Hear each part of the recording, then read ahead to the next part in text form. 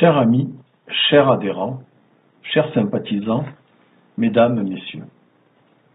En tant que président et cofondateur du groupe Vox Populi, je vous souhaite une excellente année 2022 et qu'elle vous apporte prospérité, bonheur et santé. Que la santé soit autant physique que morale en cette période de doute, d'incertitude du lendemain, de récession et régression du pouvoir d'achat. C'est aussi avec beaucoup de tristesse et un peu d'amertume que le groupe Vox Populi vous annonce que nous ne représenterons pas de candidat à l'élection présidentielle de 2022, comme cela avait été prévu. J'avais accepté avec fierté cette lourde et noble tâche. Suite à des pressions internes de ses actionnaires, notre principal contributeur se voit contraint, malgré lui, de nous retirer son partenariat. Il en est de même pour les locaux mis à notre disposition qui devaient permettre le lancement de notre mouvement, ainsi que de l'ensemble de la logistique. C'est donc de mon bureau que je vous fais cette vidéo. Nous sommes dans un système néolibéral et mondialiste à outrance, où ce n'est plus le chef d'entreprise qui dirige, fût-il PDG comme notre contributeur, mais les actionnaires. Pour nous soutenir, nous avons ouvert un lien participatif sur la page Facebook du groupe Vox Populi National. Les petits ruisseaux faisant les grandes rivières qui se jettent dans les fleuves, chaque don, même au modeste, sera le bienvenu. Vous pouvez vous procurer gratuitement notre manifeste en envoyant un courriel à l'adresse groupe.vox.populi@orange.fr. Arrivé au pouvoir, une de nos premières décisions aurait été de faire un audit complet de chaque ministère et service administratif, afin de les regrouper et de supprimer les comités Théodule ou autres, faisant ainsi des milliards d'économies en personnel fantôme ou pas à la bonne place, en locaux inutiles ou inutilisés, en entretien et en charge de fonctionnement. Nous aurions vendu les biens inutiles tels que le pavillon de la Lanterne, le fort de Brégançon, l'hôtel de Marigny, qui sont à l'essage exclusif d'une élite pour leur bien-être personnel. Que de centaines de millions économisés et réinvestis. Le résultat de ces audits aurait montré aux Français le niveau de gabégie et de dilapidation des deniers publics qu'il y a depuis des décennies. Nous voulons d'ailleurs doter la Cour des comptes d'un pouvoir très élargi. Notre programme est basé sur les économies, le désendettement de la France, le pouvoir d'achat, la baisse des impôts et charges, la responsabilisation des Français et le retour à la liberté par l'abrogation des lois liberticides. Chaque euro économisé servira par moitié au désendettement de la France, qui est de presque 3 000 milliards, et l'autre moitié étant investie pour faciliter l'augmentation des salaires, la baisse des charges et des impôts, l'embauche dans les domaines en tension, la santé, la sécurité, l'enseignement et d'autres domaines, l'investissement et dans la formation. Tous nos programmes étant financés par les économies réalisées, aucun emprunt ne sera réalisé. Nous mettrons fin au millefeuille administratif afin de faire des milliards d'économies en gestion et fonctionnement.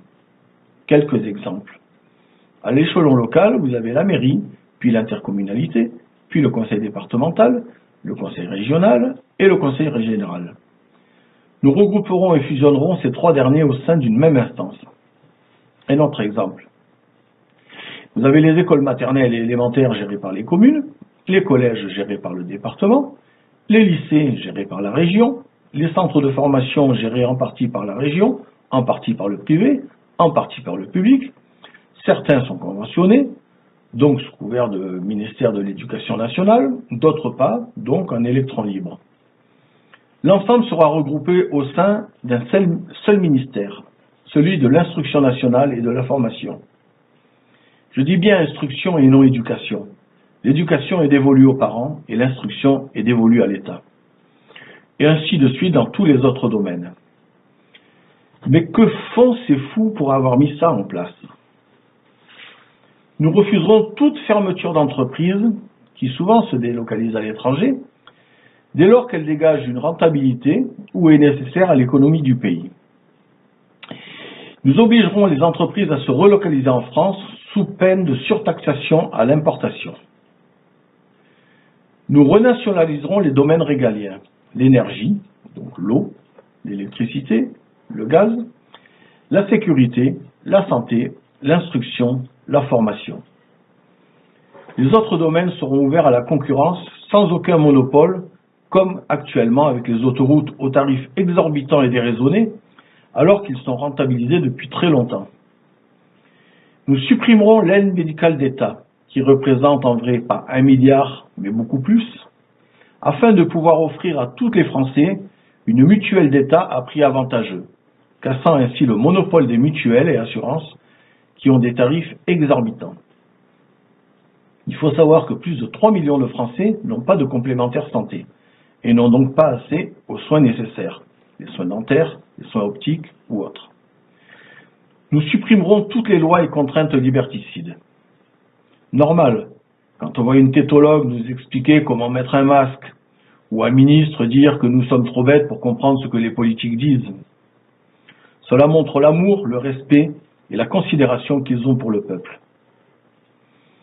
Nous sommes à quelques mois des élections présidentielles et comme à chaque fois, aucun candidat ne satisfait à ce que nous voulons et aspirons pour la France. Nos tétologues sont présents à chaque élection par clientélisme, corporatisme, opportunisme, soif du pouvoir, pantouflage, copinage et coquinage. Toujours les mêmes dinosaures depuis des décennies, de l'extrême droite à l'extrême gauche, en passant par le centre et toutes les autres tendances. Ah, ils se réclament tous du général de Gaulle, de droite comme de gauche. Mais lui au moins payait son loyer et ses frais personnels avec ses propres deniers, et n'a jamais été inculpé de détournement, de blanchiment, de corruption, de favoritisme, de faux, de comptes cachés, et j'en passe. Le groupe Vox Populi ne représente ni la droite, ni la gauche, ni le centre. Aucun parti, aucun syndicat, aucune tendance. Mais simplement ce que les gouvernements successifs méprisent. Le peuple, les sans-dents, les carchérisés, les yakas traverser la rue, les petites gens, la France d'en bas, les feignants, les emmerdés jusqu'au bout, la nation des 66 millions de procureurs, les Gaulois réfractaires, et aussi les gilets jaunes qui sont descendus en novembre 2018 dans la rue et dont je suis un historique. Je vous en montre. La maison France brûle, la France s'écroule, la France sombre, la France a peur. La France n'est plus un pays souverain. La France recule sur l'échiquier mondial. Je pleure ma France. À 63 ans et depuis peu à la retraite, je n'ai aucun intérêt financier, économique, professionnel à défendre. J'ai une fille de 11 ans qui est entrée en 6e et que vais-je lui dire quand elle